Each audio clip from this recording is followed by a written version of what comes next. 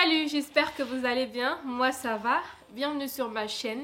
Ici, je parle de littérature africaine.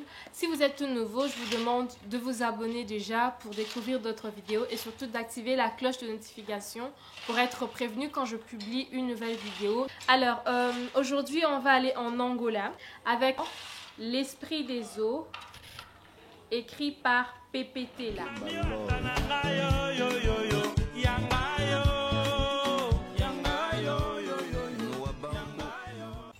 Alors, L'Esprit des eaux, écrit par Pépé Tela, est un roman de 140 pages, publié en 2002 aux éditions Actes Sud. Ce roman a été traduit du portugais. Pépé Tela est né en Angola en 1941. Dès 1960, il participe à la guerre de l'indépendance avec le mouvement populaire pour la libération de l'Angola. À l'issue de celle-ci, en 1975, il est nommé ministre de l'Éducation. Il a écrit une dizaine de livres publiés en Angleterre, en Italie, en Espagne et aux Pays-Bas. Voilà pour ce qui est de l'auteur. Alors, de quoi est-ce que le roman parle? Je vous lis le synopsis qui est à l'arrière du livre. À la fin des années 80, dans un quartier de la capitale angolaise, des immeubles s'effondrent, en douceur, dans un nuage de poussière. Leurs habitants ahuris semblent planer, glisser vers le sol, vers la misère. Cet étrange phénomène, plus tard baptisé syndrome de Luanda, accompagne la chute du gouvernement, mais Carmina, jeune apartchique du régime, ne recule devant aucun compromis pour gravir les échelons de son ambition politique. Sans scrupule, alors que les inégalités sociales deviennent de plus en plus insoutenables, elle entreprend avec son époux des grands travaux d'aménagement dans leur propre résidence.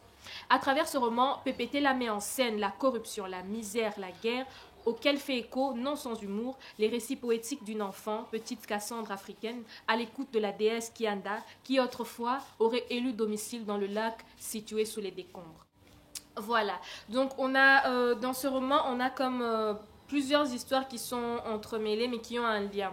On a d'un côté Carminha qui appartient au parti politique au pouvoir, qui a beaucoup d'ambition politique, qui veut gravir les échelons et cela par tous les moyens possibles. Elle veut grimper et c'est vraiment une femme très émancipée qui a beaucoup d'ambition mais aussi qui domine un peu son mari. Voilà, parce que son mari n'a pas vraiment grand mot à dire, c'est elle qui porte la culotte comme on dit. Alors dans la ville, il y a un phénomène qui arrive. Le phénomène, c'est qu'il y a des immeubles qui s'effondrent, on ne sait pas pourquoi. En tout cas, il n'y a pas d'explication logique.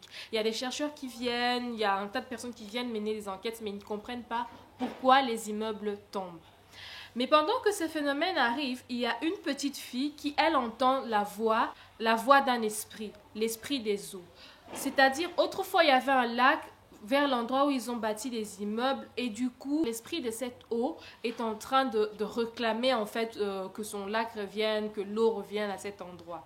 Donc il y a une petite flaque d'eau qui s'est formée, qui grandit au jour le jour et il y a des voix dans cette eau, des voix que cette fille est la seule à entendre parce que les autres n'entendent pas, du coup elle est traitée pour folle. Donc c'est un peu comme, on a un peu d'un côté comme un roman, l'histoire de Carminha, son couple, la politique, comment la corruption bat son plein, tout ce que tu veux. Mais aussi, on a d'un autre côté comme un conte un peu, parce qu'on fait intervenir cet esprit des eaux qui parle à l'enfant. C'est un peu comme un conte, etc. Et en faisant des recherches, j'ai vu en fait que dans la culture populaire, en fait, on parlait de Kianda comme d'un esprit des eaux. C'est quelque chose qui se raconte en Angola, dans la ville de Luanda.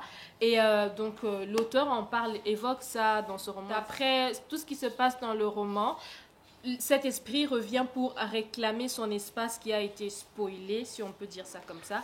Et c'est pour ça que les immeubles s'effondrent. C'est ça l'explication. Donc, Carminha et son mari vivent aussi dans ce quartier où les immeubles sont en train de tomber.